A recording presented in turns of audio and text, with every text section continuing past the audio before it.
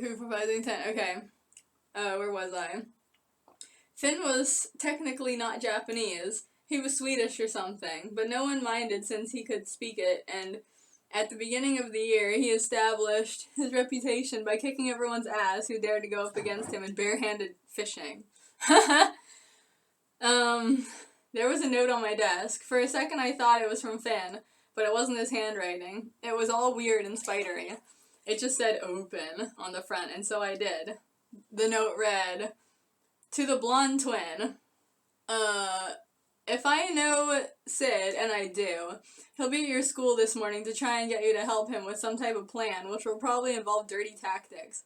Most likely he will sit in back of class and be dressed in a completely cheesy but effective costume and not talk to you until he can get to you one-on-one. Do not trust him. Do not believe anything he tells you. Meet me at your lunchtime in the boiler room." Oh, the boiler room. You'll know me when you see me. A friendly stranger. Jim. It had to be Jim. Who else knew Sid like that? I suddenly realized what had happened. I had somehow been forced into the famous double agency of my dark-haired Japanese ancestors. What?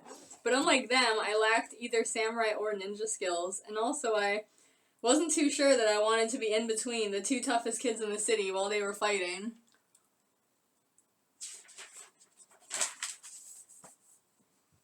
Kashino, for the third time, will you answer the question? I looked quickly up from my desk to the teacher. I must have not heard while I was worrying about living past lunchtime. It seemed like there was no way out of this that didn't involve being thrown in the river. Topeka. I blurted out. The teacher looked surprised. Yes, that is the correct answer. I gave a sigh of relief. Well, even if I was being forced into double agenthood, maybe the fates were also on my side. Maybe. Finn came in and sat down next to me. He was almost always late. I don't exactly know why. It's just one of those things.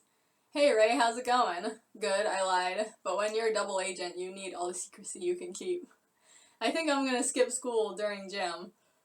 I've got some cigarettes to sell. Wanna come? This is just like a video game. Sell some cigarettes. You get a couple points to buy some item from the person that sells items, which is probably him again. Can't, I answered. I wanted to, but gym was after lunch. Who knew what kind of weird thing Jim would have me doing? I felt like a sex slave. Why not? Business. Oh, I see. The thought suddenly came to me that it was funny he would be black-haired, brown eyes and Swedish, and I would be blonde, blue-eyed, and Japanese. What does that have to fucking do with anything? Okay. I think I heard once that random thoughts float through your brain often if you're empty-headed. I must have the emptiest fucking head. What kind of business? You know, you're the only person I know who sells cigarettes but can't smoke them. Just doing my part in keeping the population in control, said Finn, but he gave me a look like he knew I was only deflecting the question. Lunchtime. See you, Ray, Finn called. He was at the back door, the purpose of which is unknown. Unless you believe the ninja headquarters rumor. And in a moment he was gone without anyone noticing. He was just smooth like that. I waited a few minutes and then went out into the hall and down to the boiler room. The hall monitors were miraculously distracted by something. It was a good thing, since if they saw people sneaking out of the cafeteria at lunchtime, they'd force them to kneel with their hands against the wall for all eternity, or at least until the next class. My next class was Mr. Palmer's. Ugh. I hoped Jim had something for me to do. I crept down the stairs. There were all the usual creepy pops and bangs of the boiler room. It's like the boiler room from The Shining. Here, I want to show one side of my bikini that I got in Florida. Look, it has bows on it. It's so funny because, like, I've worn the top so much, but then I wear trunks on the bottom. I don't use the bottom half of the bikini. So the bottom half of the bikini is, like, so dark blue, and the top half is so, like, washed out. I should have put it on, though. Then I wouldn't have to worry. Next time I will. Next time I do a bath video. That's my permanent thing from now on. I'm only doing bath videos. Okay, where was I? Jim, no answer. I glanced around quickly and didn't see anything. But just when I was ready to call again, a black trench coat caught my eye. Here, let me see if I can censor myself again while I move around. Okay, cool. Oh yeah, that's pretty good. Can you see anything? No. Okay, cool. I'll just stay like this for a while. That'd be comfortable. Okay, where was I? Jim, no answer. Okay, yeah, where was I? I walked up to him. Well, I'm here. I got your... And then I realized that there was no one in the coat. Oh my god. It was just hanging there ominously on a pipe, and there was a little piece of paper sticking out of the pocket. I took out the note and unfolded it. To the blonde twin.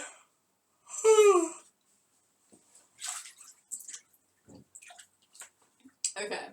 Since your dark-haired doppelganger goes to the same school as Tupac...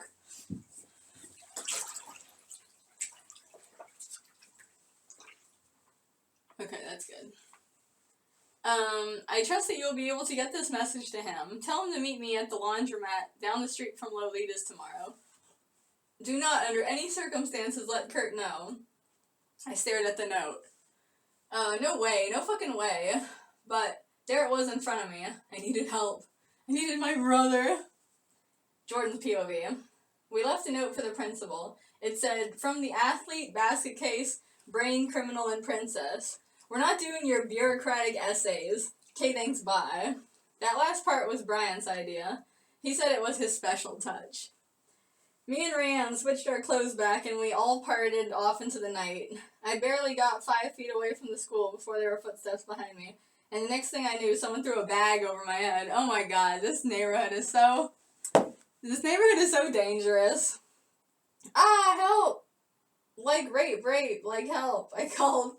At least that's what I was trying to say. It came out more like, God, don't have a seizure instead of voice I knew too well. It's just me, Ray. Of course. Fucking capturing him again. He pulled off the bag and turned me around to face his stupid face. At first, I was relieved he wasn't some creep off the street. And then I remembered I was mad at him. I pushed him away. Don't like, God don't have a seizure me. That sounded a lot better inside my head. Ray looked at me curiously. Where was I? I tell ya, I've never met anyone who can scramble words up like you. Well, don't, like, say that to me either. You got a problem? Yeah, you're like it. I was getting into it now. He looked all hurt. Huh? Yeah, that's like it. Unless I'm, like, mistaken, you did this to me. And I pulled off my snow hat dramatically so that my hair flopped back down over my ears, and he could see the chemical horror he had wrathed upon me. You wrathed, like, chemical horror upon me. It's not like he, like, burned his scalp off. I'm sure there's some video games and movies where that happens. It happened in, Tales from the Crypt. All that acid fell on Billy Zane when he was being a magician. Technically speaking, virgin wrath chemical horror upon you while I was drunk sick. I just told her to do it. And she did not do a half-bad job. He added, you robbed me, like, of my identity. Now I'm, like, just your, like, twin. And that's when he gave me this really scary look. It was like a mixture of hurt puppy and wildcat lust, with a dash of sassy. Number 6. Alright, not that last part. I can see it. Just throw it in. Why not? Quit screaming with that gum in your mouth. You're gonna choke to death. I, like, spend 3/4 of my life with gum in my mouth. I don't think that, like, it'll kill me now. Fuck it, he blurted out. You are my twin, and I don't want to lose you again. I backed away quickly. You're, like, crazy insane. Crazy. Krazi. And with my snow hat tight in my hand, I ran off down the street faster than a barefoot jackrabbit on a hot, greasy griddle in the middle of August. What is that from? Oh, I think that's from SpongeBob. He was yelling, I'm not crazy, you stupid bastard doppelganger. Ray's POV. I yelled at him until my voice got hoarse, but he still didn't come back. Stupid Jordan. I can't stand it when people call me crazy. It drives me crazy! Oh, just like the Dark Knight Joker. That's like the one thing that like gets on his nerves. So that did a lot of good. Now I was stuck outside, of my twin brother's school in the dark, with no idea where to find the guys I was after, and a whole new set of problems. They kept them after school, like, so late, and, like, the parents don't even care. Apparently my hair dyeing scheme backfired worse than a rifle with a stuffed barrel. What the fuck? I yelled up at the sky. I don't need this, I'm only 17. Sounds like you could use some magic berries, said a husky voice from the darkness. Huh? Who's there? Who I am is not important. It is the thing I am selling which should be of real interest to you. I tried hard to see him, but he was so shadowy, all I could make out was a silhouette. I am, like, imagining, like, one of those fucking marketplace people from, like, Resident Evil or something. But I didn't even know Resident Evil existed at this time, so, you know. Well, what are you selling then? Magic berries. Well, duh, that really helped a lot. What do they do? He chuckled in that creepy, shadowy figure in the dark with a husky voice. Wait, see, I swear this is the Cockney dude from, like, Resident Evil 4, the one that everyone does the voice of, where he's like, hello, stranger, and all that shit. I've heard that so many times. Take one, it's a gift. You look like someone I know. The next thing I knew, there was something tiny and cold in my hand. I thought, eating weird candy drugs from strangers, probably not a good idea. But then again, I'd done a million stupid things in my short life. Why not add one more? So I threw the berry, quote unquote, in my mouth and swallowed it. That's so dumb. Woo, I haven't felt so weird since the Ramen Party when I OD'd on MSG. Ugh, that would just give you a big ass headache. I've done it. I felt like a wolf. Sharper senses and so much energy. I knew I'd go nuts if I didn't use it. And in the middle of that, I noticed a shadowy guy walking away. Did you see too much? No, right? That's just my leg. I shouldn't even care. I should just, like, totally ignore it, and then if you see the video, you see, like, my whole bush. Shit. I'll be like, you know what? Fuck it. Let YouTube worry about it. Where was I? Hey, wait, who are you? Just a not-so-innocent citizen doing a not-so-honest job. But you can call me Tino. Oh, it's Tino, okay. And with one last laugh, he literally dissolved into the air. I looked up at the night sky. The moon looked so round and blue, like Jordan's eyes. Oh, fuck, like my eyes. I threw my head back and howled, oh, and took off running. 10 minutes later, there was a gas station at the end of the block. The lights were so bright, but I came anyway. And besides which, there was music. It was that Spanish rap that everyone seemed to like. Oh, people still like it now. Reggaeton. And there was some blonde chick dancing on the hood of a red pickup. She looked like a dirty slut with her hair all messy and her t-shirt tied up and her jeans all shredded up to inner thighs. Typical gas station whore. I don't think I've ever seen anything like that. Like, the closest thing I've ever seen to that is, like, one time when I was in Florida, me and my friend were driving, and we saw, like, some people driving, like, I don't know what it was. It looked like a riding lawnmower, but it was on the street. And they were driving across the intersection in it, the crosswalk in this thing.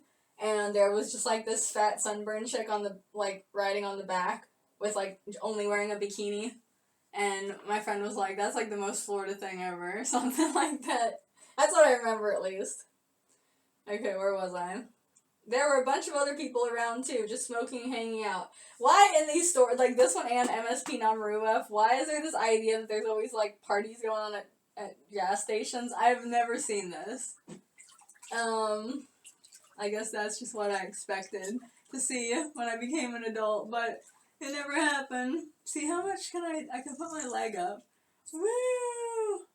Okay, good. You still don't see anything. Okay, where was I?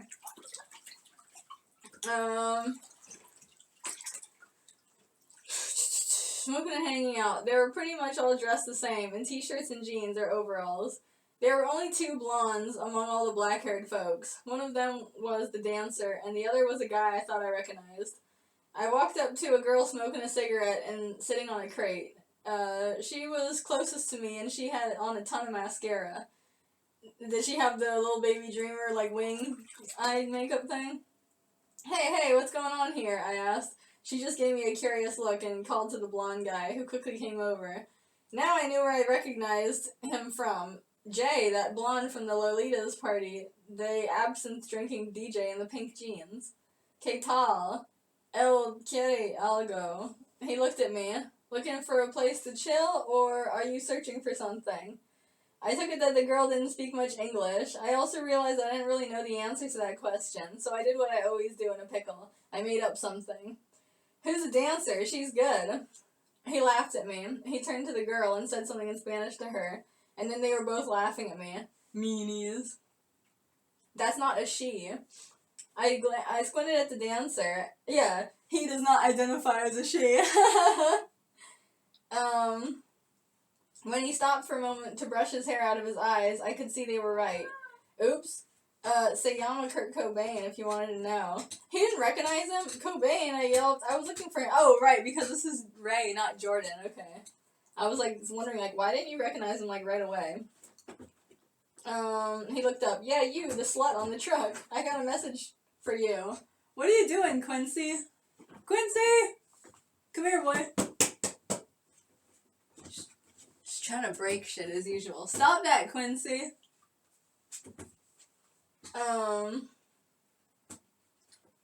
Okay, where was I? The slut on the truck, I got a message for you. He hopped off and came over. You got some balls, kid. Kurt's tough look changed to curious. Wait, did you dye your hair? Nope, it's always this color. Huh, weird. I know someone who looks just like you. Anyways. What do you want? I could see why Jordan thought he was so tough. He was pretty fierce looking, in that homicidal stripper way. But I just wasn't convinced he was the toughest. I got a message for you. It's from Sid. 5 minutes later. Quincy! He's trying to, get into the cabinet to get the cat food. And he's, gonna fucking destroy the door. This little monster. You're a fucking monster. He's the most determined cat I've ever seen. Okay, where was I? So I knew Sid and Jim weren't together at the moment. What I didn't know was that Tupac and Kurt were in the same catfight boat. This whole thing was getting messier by the second. Before I knew it, I'd be a quadruple agent and work in a laundromat with my 6 kids. By now most of the magic berry had worn off. What did the magic berry do? It just made him feel like a wolf for a little bit. I was wandering up and down the blocks calling for Tupac. Tupac! Tupac! You calling for me? A voice answered. I turned around, startled to see a smiling guy with a handkerchief tied around his head and a cigarette in his mouth. It seemed almost too good to be true. I hoped he wasn't just an after effect of the magic berry. Are you real? He laughed, as real as any of us can be. Aw. That just confused me more. You know what, that's ironic since they made a, hologram of him, you know? Is that, this is before that, right? When did they make the hologram of Tupac? I'm pretty sure it was after this. But then again, I did edit it, so I don't know. Okay, where was I? I figured that if he was just a hallucination, it wouldn't do any damage to give him the message. Unless he's, in a super, drug haze, and he's, he's, I don't know, being held captive, and, I don't know, whatever. I got a message for you. Tupac's eyes narrowed. Not from Kurt, right? No. Good. I don't want to hear from that good-for-nothing cheating snow puff. He scoffed. I swear, if he's gonna cheat, he could at least do it with someone clean. But no, he goes for that ratty Brit, Sid. Uh-oh. I guess bitches attract dogs. He finished. Oh, shit. The message is from his ex, Jim. Tupac gave me an interested look. Oh, really? He says to meet at the laundromat down the street from Lolita's tomorrow.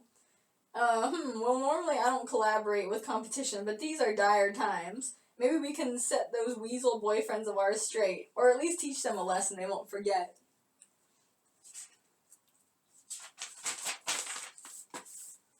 Despite his creepy words, Tupac seemed a lot more well-sane than his boyfriend. Yeah, he's a straight man, and, what is that? They're crazy beautiful, or whatever the fuck is going on.